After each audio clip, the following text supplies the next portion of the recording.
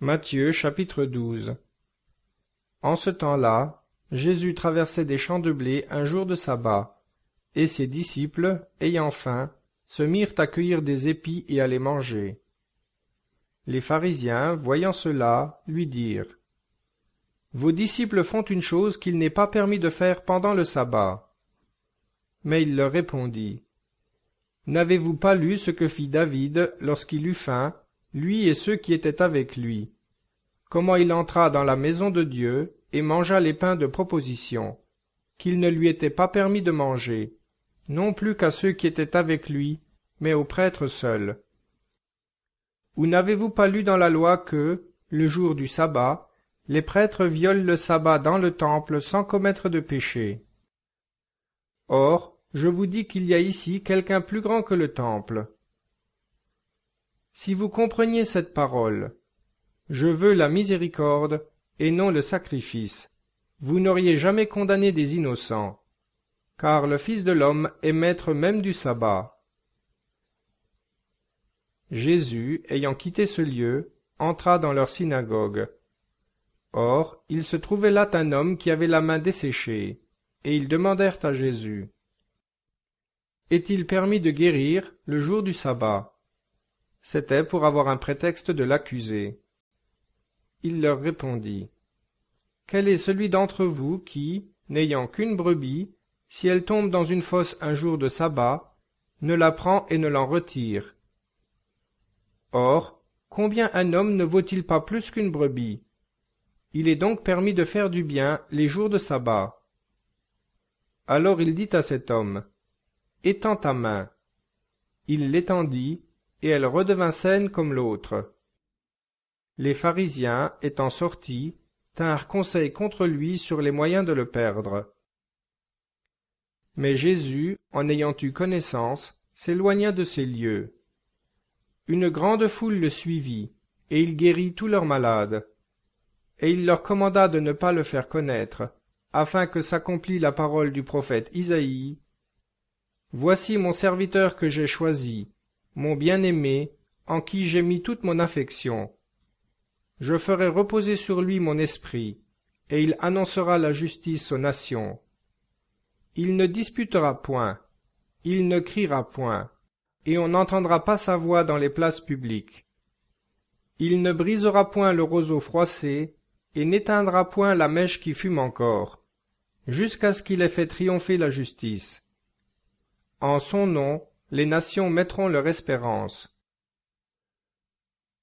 On lui présenta alors un possédé aveugle et muet, et il le guérit, de sorte que cet homme parlait et voyait. Et tout le peuple, saisi d'étonnement, disait : N'est-ce point là le fils de David ? Mais les pharisiens, entendant cela, dirent : Il ne chasse les démons que par Béelzéboub, prince des démons.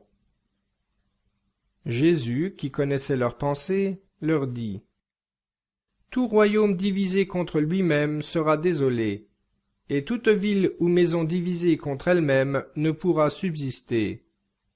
Si Satan chasse Satan, il est divisé contre lui-même. Comment donc son royaume subsistera-t-il ? Et si moi je chasse les démons par Béelzéboub, par qui vos fils les chassent-ils ? C'est pourquoi ils seront eux-mêmes vos juges. Que si c'est par l'Esprit de Dieu que je chasse les démons, le royaume de Dieu est donc venu à vous. Et comment peut-on entrer dans la maison de l'homme fort et piller ses meubles, sans avoir auparavant lié cet homme fort? Alors seulement on pillera sa maison. Qui n'est pas avec moi est contre moi, et qui n'amasse pas avec moi disperse. C'est pourquoi je vous dis, tout péché et tout blasphème sera remis aux hommes, mais le blasphème contre l'Esprit ne leur sera pas remis. Et quiconque aura parlé contre le Fils de l'homme, on le lui remettra, mais à celui qui aura parlé contre l'Esprit Saint, on ne le lui remettra ni dans ce siècle, ni dans le siècle à venir. Ou dites que l'arbre est bon, et son fruit bon, ou dites que l'arbre est mauvais, et son fruit mauvais, car c'est par son fruit qu'on reconnaît l'arbre. Race de vipères, comment pourriez-vous dire des choses bonnes, méchants comme vous l'êtes? Car la bouche parle de l'abondance du cœur. L'homme bon tire du bon trésor de son cœur des choses bonnes, et l'homme mauvais, d'un mauvais trésor, tire des choses mauvaises. Je vous le dis, au jour du jugement, les hommes rendront compte de toute parole vaine qu'ils auront dite. Car tu seras justifié par tes paroles, et tu seras condamné par tes paroles. Alors quelques-uns des scribes et des pharisiens prirent la parole et dirent, « Maître, nous voudrions voir un signe de vous. » Il leur répondit, « Cette race méchante et adultère demande un signe, et il ne lui sera pas donné d'autre signe que celui du prophète Jonas. De même que Jonas fut 3 jours et 3 nuits dans le ventre du poisson, ainsi le Fils de l'homme sera dans le sein de la terre 3 jours et 3 nuits.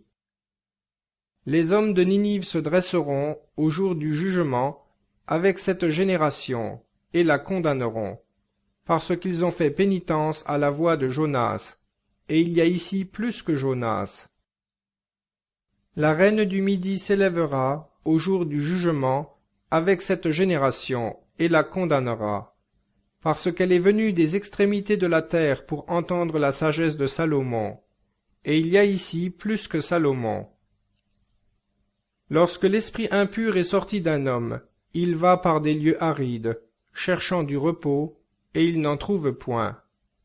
Alors il dit, « Je retournerai dans ma maison d'où je suis sorti. » Et revenant, il la trouve vide, nettoyée et ornée.